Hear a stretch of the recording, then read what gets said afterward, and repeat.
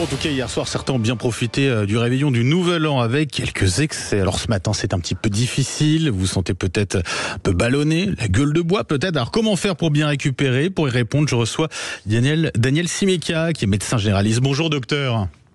Bonjour à tous et bonne année à tous. Bonne année à vous également et merci d'être avec nous ce matin si tôt sur Sud Radio. On en a bien besoin. Alors déjà pour ceux qui ont un peu trop mangé, trop bu hier soir, c'est quoi les conseils principaux que vous leur donnez ce matin?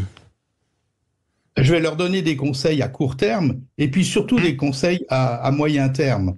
À court terme, c'est tout simplement de récupérer le manque de sommeil, parce que le sommeil vient en numéro 1, de s'alimenter de façon légère, d'attendre de nouveau d'avoir faim. Ça, c'est un bon conseil de ne pas respecter systématiquement le petit déjeuner, le déjeuner, de ne pas retomber dans le cycle des repas. On s'écoute évidemment, manger le plus léger possible. Les bouillons, c'est un vieux truc, mais ça marche bien. Les bouillons de légumes, les bouillons de volaille, les bouillons légers, parce que ça hydrate et ça permet d'éliminer davantage. Et puis le facteur temps. Mais surtout, mes conseils, ça sera pas pour simplement aujourd'hui ou demain, mais c'est l'occasion, par exemple, de commencer un janvier sans alcool. C'est juste le bon moment pour en parler. Peut-être les bonnes résolutions par rapport au tabac, c'est hors sujet par rapport au repas, hein, mais on est quand même début janvier, et puis de reprendre certainement aussi une activité physique raisonnable. Vous parlez du tabac, quand on parle d'addiction, comme ça, c'est quoi? C'est les 2-3 premières semaines qui sont les plus dures à passer? C'est un gradient.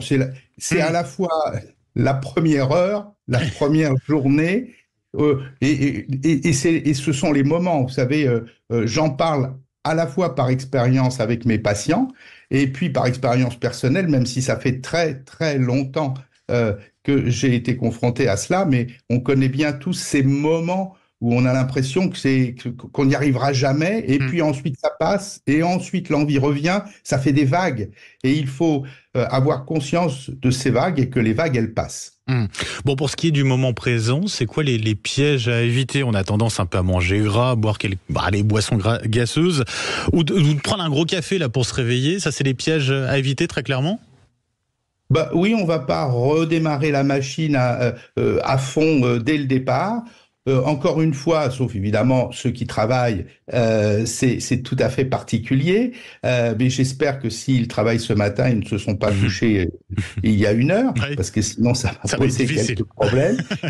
Mais effectivement, je crois qu'il faut privilégier les choses qui permettent de s'hydrater suffisamment. On rappelle que quand même l'imprégnation alcoolique, avant tout, en dehors, évidemment, si on a vraiment exagéré les problèmes de comportement ou de conduite, mais c'est surtout à la fois une déshydratation et une rétention d'eau, ce qui est un petit peu paradoxal, hein. On remarque tous que lorsqu'on monte sur la balance le lendemain d'un jour où on a bien arrosé, on a presque l'impression d'avoir maigri, ce qui est une illusion, parce qu'en fait, on s'est juste déshydraté. Oui. Donc, il faut se réhydrater bien sûr, je le répète, vraiment surtout bannir les jus de fruits. Hein. Les jus de fruits, moi je suis un ennemi des jus de fruits. Les fruits, ça se mange, fruits et légumes. Les fruits, ça se mange. Dès qu'on est dans le jus, c'est à peine moins pire qu'un soda, mais on est surtout dans le sucre. Hein, et c'est pas la solution d'absorber beaucoup de sucre. La solution, c'est d'absorber surtout de l'eau. Là encore une fois, du thé, des tisanes, des bouillons pour ceux qui aiment cela, parce que c'est vraiment une bonne façon de démarrer un janvier détox. Et on s'hydrate tout au long de la journée, pas besoin de boire énormément d'eau dès le réveil? Non.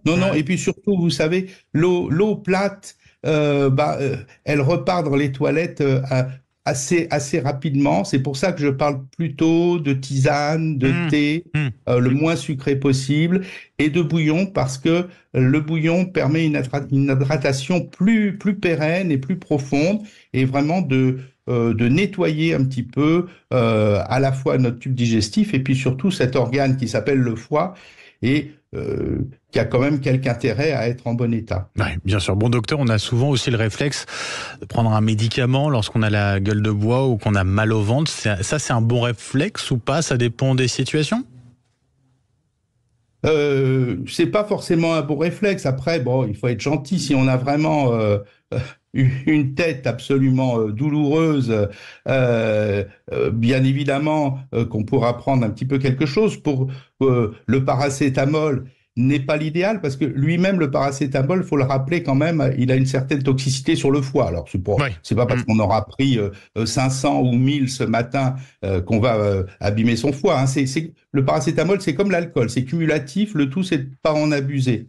Hein. Mais le mieux, Oui. c'est de rien prendre ou de taper plutôt du côté des plantes avec les tisanes et aussi éventuellement, si on a cette possibilité, parce qu'aujourd'hui les pharmacies ne vont pas être ouvertes, mais cette possibilité de pouvoir prendre des plantes sous une autre forme. Et ben voilà, merci beaucoup pour tous ces conseils qui sont les bienvenus, docteur Daniel Simeka. Je vous souhaite encore une très belle année.